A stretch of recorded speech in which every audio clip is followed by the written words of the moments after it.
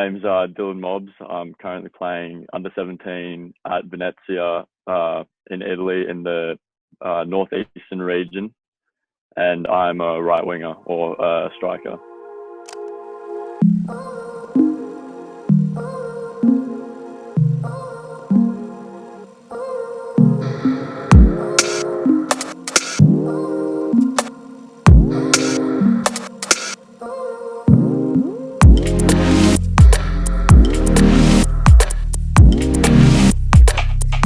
Dylan Mobbs, thank you so much for taking your time out today to come and speak to Brisbane City to elaborate on some of Oh, your great experiences over the last year. And it's a great story which everyone involved in Brisbane City is very, very, very proud of. So, thank you very much. thank you for having me. No, brilliant. Okay, so obviously for our players, can you just elaborate a little bit on how you got from Brisbane City to Venezia and the rough time in which you left? So Venezia came out to Brisbane to do a training camp, and there were 2 days of the camp, and then on the second day of the camp, after the session, I was just pulled aside and was asked to come over to Italy for a 2 week trial.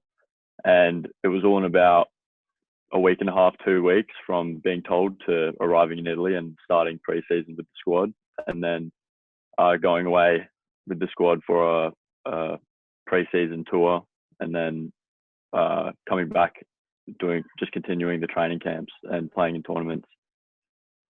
Yeah, well, so I guess you could say things happen quite quickly from when they come out to Australia, and then Yeah.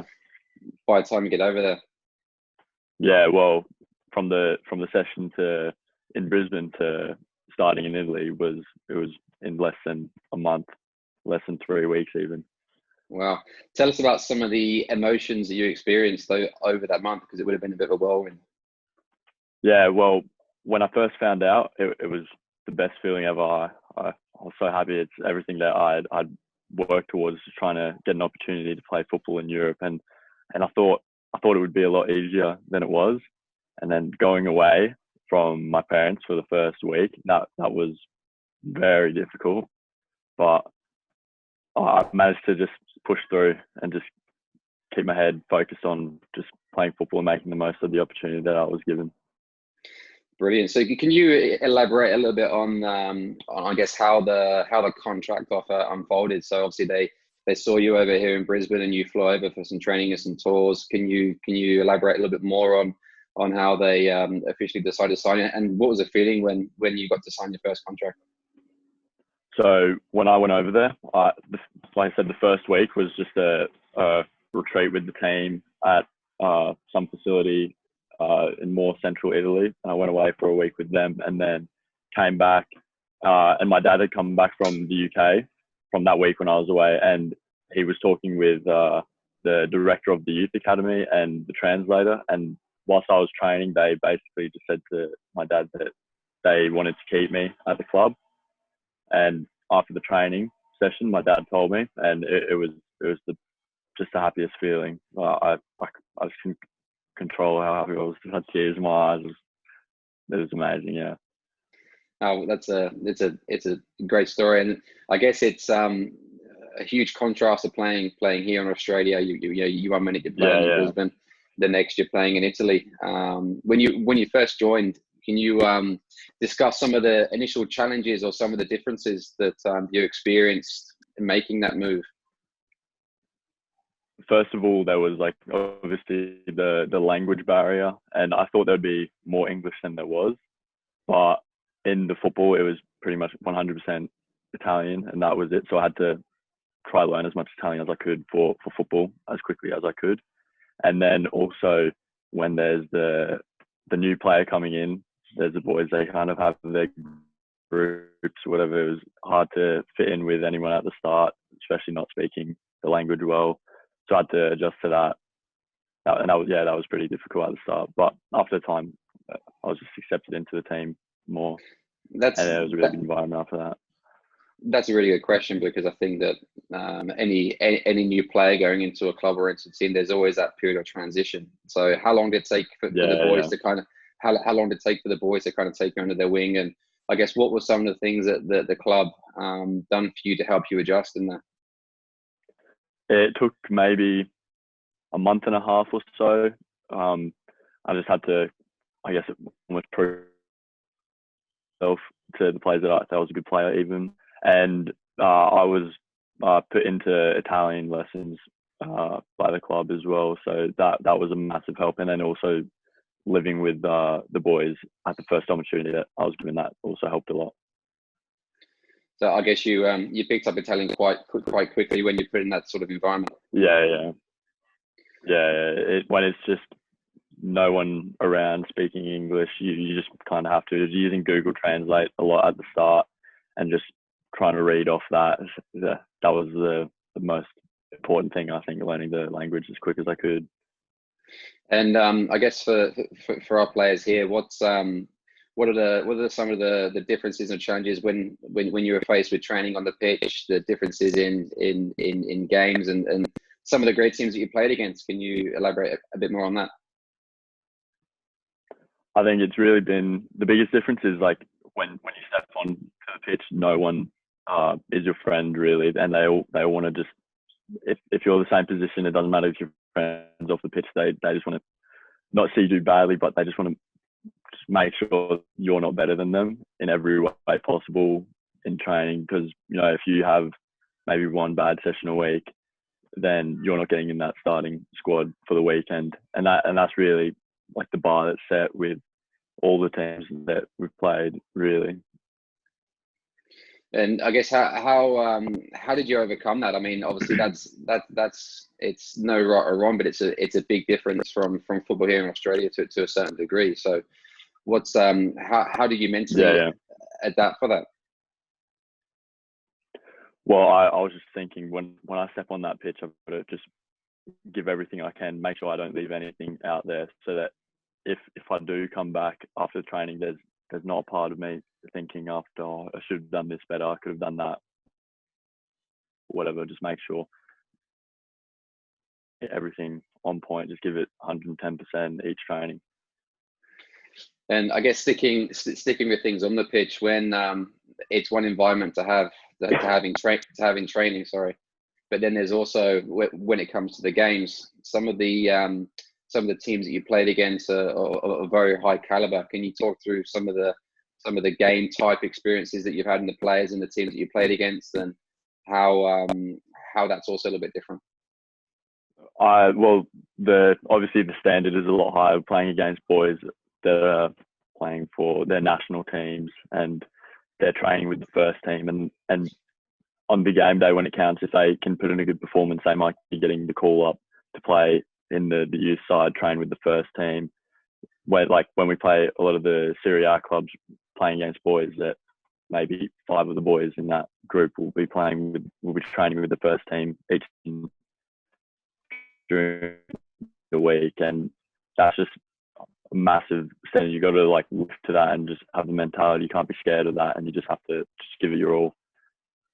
How did the coach and how did the players help you with that transition from a training and a game perspective? Because like I said, it's a massive challenge for you to kind of go over there. Did they do anything in particular that they helped you with that? At the start, the coach would speak bits of English. He'd say whatever in Italian first, and then tell me in English. So that was able to I was able to pick up the Italian for football things fairly quickly, and just the boys they had an understanding of the situation that I was in, not speaking Italian, breaking into a new team, and just kind of after the game, it was just making sure everything was all good, kind of just being really friendly, making sure that there was a good relationship with me and then the other players. Yeah.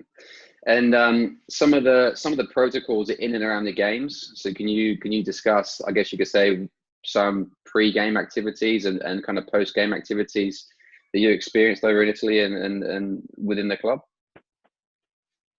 So for the 3 days before we'll have a game, we will eat just the same thing every day. We'll have just pasta and chicken lining up. Does for the first 3 games, 3 days before the game, and then on the day we'll eat 3 hours before the game, and then we'll get to the game 2 hours before, walk around the pitch, come into the change room, just speak about formation, starting lineup, and then we'll get out, do the warm up.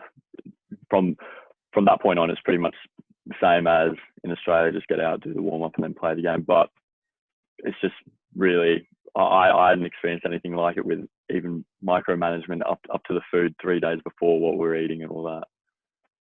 So you mentioned that there's some of the micromanagement in and around your training week and in and around the games. Can you elaborate a little bit more on some of the micromanagement and some of the things that they do to really help support the players? We'll have someone in the accommodation that we live in that's making sure we're going to bed before 10 o'clock. And then school, we'll come back, have lunch, we'll get the food in again a couple of hours before training, and pretty much just eating the same diet for the whole time that I've been there, really. Yeah, the diet given to us by the club, and we just have to stick by that pretty strictly. So the some of the protocols around your management was quite tight. What were some of the recovery strategies that you used post training and post games? We had just options to go into the gym, just do a warm down, some stretching. But other than that, it was just for the recovery and whatever. You could go into the physio and get like a massage done, whatever. But that was all kind of down to yourself, whether you wanted to do that or not. Very good. And the some of the evaluation tools that they used, how do they record and monitor you as you're developing as a player? We'd have all the games filmed, and then sometimes we'd have the training filmed, and then we'd before the first training session of the week, we'd go back and watch clips from the game, and then clips from training if we had that, and we'd get that all sent out to us, and then we'd watch that and then pick out our clips where we could have done something better, or we did something well, and just pick up on where we can improve on more. Yeah. And did they anything with regards to daily management? So when you arrived at training, was there any rival activities that or documentation or monitoring that you had to fill out on a daily basis, or online apps or anything like that? We'd have to, every now and then, maybe once a month, we'd get our height and weight. But as far as that, before training, that was it. But they'd encourage us to get down to the field an hour before training and just work on our own individual things. And what were some of your own individual things that you done for yourself to help support you get through training and also recovery and preparation for the games? Well, before training, I was just getting there, trying to be the first person at the pitch, just working on as a right wing and just like crossing the ball and maybe a bit of finishing and some skills. And then always after training, I'd either go into the gym and just do some extra weight work or stretch, just a warm down. And then before training as well, we'd always have a warm-up course that we'd have to do before we could start training first as well. That's very interesting that you're doing those extra things before the training. And on the football side of things, with regards to the tactics, you're used to playing in a certain system in a certain way here in Australia and in Brisbane City. Yeah. How are some of the tactical differences that you had to quickly learn and get up to speed with the coaches in Venezia? It was the style of play over there is a much slower build-up play. It's really all about the possession and just working the ball up slowly and getting up forward. And that was something that I had to adjust to quickly because I was used to a more quicker, more even physical game in Australia, whereas in Italy it's really just, I guess, even respectful.